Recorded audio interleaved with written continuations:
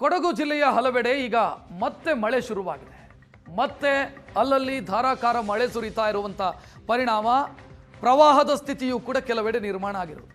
ಭಾಗಮಂಡಲದ ತ್ರಿವೇಣಿ ಸಂಗಮದಲ್ಲಿ ಮತ್ತೆ ಸ್ನಾನಘಟ್ಟ ಮುಳುಗಡೆಯಾಗಿದೆ. ಪಕ್ಕದ ಉದ್ಯಾನವನಕ್ಕೂ ನೀರು ನುಗ್ಗಿದೆ. ಮಳೆ ಹೆಚ್ಚಾದರೆ ಭಾಗಮಂಡಲ ನಾಪೋಕ್ಲು ಸಂಪರ್ಕ ಕಡಿತವಾಗುವ ಸಾಧ್ಯತೆ ಇದೆ. ನಿನ್ನೆ ಸಂಜೆಯಿಂದ ಮಳೆ ಶುರುವಾಗಿದೆಯಂತೆ, ಧಾರಾಕಾರ ಮಳೆ ಸುರಿತಾ ಇದೆ.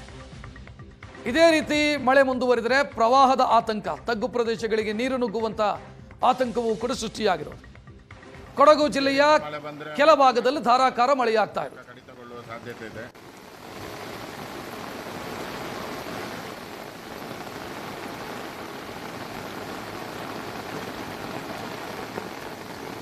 ಭಾಗಮಂಡಲ ಕೊಡಗು ಜಿಲ್ಲೆಯ ಹಲವೆಡೆ ಈಗ ಮತ್ತೆ ಮಳೆ ಶುರುವಾಗಿದೆ.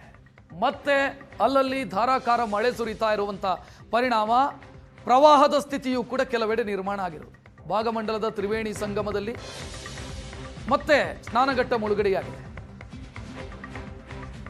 ಪಕ್ಕದ ಉದ್ಯಾನವನಕ್ಕೂ ನೀರು ನುಗ್ಗಿದೆ. ಮಳೆ ಹೆಚ್ಚಾದರೆ ಭಾಗಮಂಡಲ ನಾಪೋಕ್ಲು ಸಂಪರ್ಕ ಕಡಿತವಾಗುವ ಸಾಧ್ಯತೆ ಇದೆ. ನಿನ್ನೆ ಸಂಜೆಯಿಂದ ಮಳೆ ಶುರುವಾಗಿದೆಯಂತೆ, ಧಾರಾಕಾರ ಮಳೆ ಸುರಿತಾ ಇದೆ. ಇದೇ ರೀತಿ ಮಳೆ ಮುಂದುವರಿದರೆ ಪ್ರವಾಹದ ಆತಂಕ, ತಗ್ಗು ಪ್ರದೇಶಗಳಿಗೆ ನೀರು ನುಗ್ಗುವಂತ ಆತಂಕವೂ ಕೂಡ ಸೃಷ್ಟಿಯಾಗಿರೋದು. ಕೊಡಗು ಜಿಲ್ಲೆಯ ಕೆಲ ಭಾಗದಲ್ಲಿ ಧಾರಾಕಾರ ಮಳೆಯಾಗ್ತಾ ಇದೆ. ಸಾಧ್ಯತೆ ಇದೆ.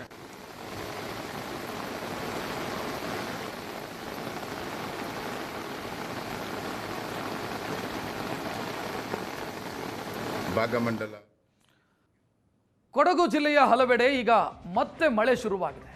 ಮತ್ತೆ ಅಲ್ಲಲ್ಲಿ ಧಾರಾಕಾರ ಮಳೆ ಸುರಿತಾ ಇರುವಂತ ಪರಿಣಾಮ ಪ್ರವಾಹದ ಸ್ಥಿತಿಯೂ ಕೂಡ ಕೆಲವೆಡೆ ನಿರ್ಮಾಣ ಆಗಿರುವುದು. ಭಾಗಮಂಡಲದ ತ್ರಿವೇಣಿ ಸಂಗಮದಲ್ಲಿ ಮತ್ತೆ ಸ್ನಾನಘಟ್ಟ ಮುಳುಗಡೆಯಾಗಿದೆ. ಪಕ್ಕದ ಉದ್ಯಾನವನಕ್ಕೂ ನೀರು ನುಗ್ಗಿದೆ. ಮಳೆ ಹೆಚ್ಚಾದರೆ ಭಾಗಮಂಡಲ ನಾಪೋಕ್ಲು ಸಂಪರ್ಕ ಕಡಿತವಾಗುವ ಸಾಧ್ಯತೆ ಇದೆ. ನಿನ್ನೆ ಸಂಜೆಯಿಂದ ಮಳೆ ಶುರುವಾಗಿದೆಯಂತೆ, ಧಾರಾಕಾರ ಮಳೆ ಸುರಿತಾ ಇದೆ.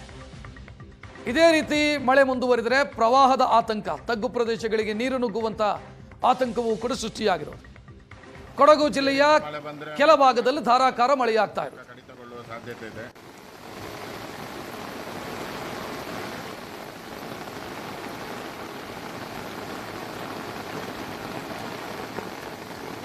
ಭಾಗಮಂಡಲ